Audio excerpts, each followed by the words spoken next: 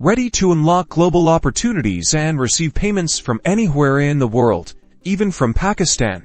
Let's dive into creating your Stripe account, step by step.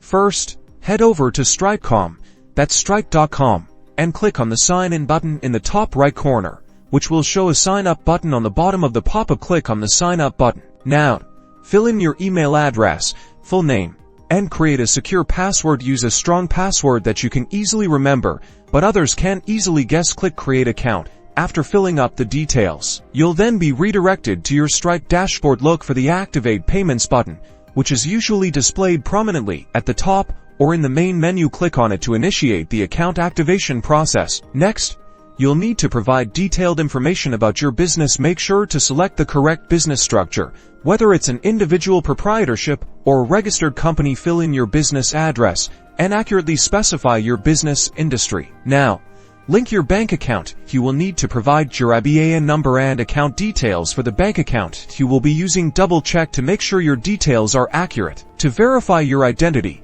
you will need to provide either a copy of your passport or national ID card. Make sure the image is clear and all information is visible.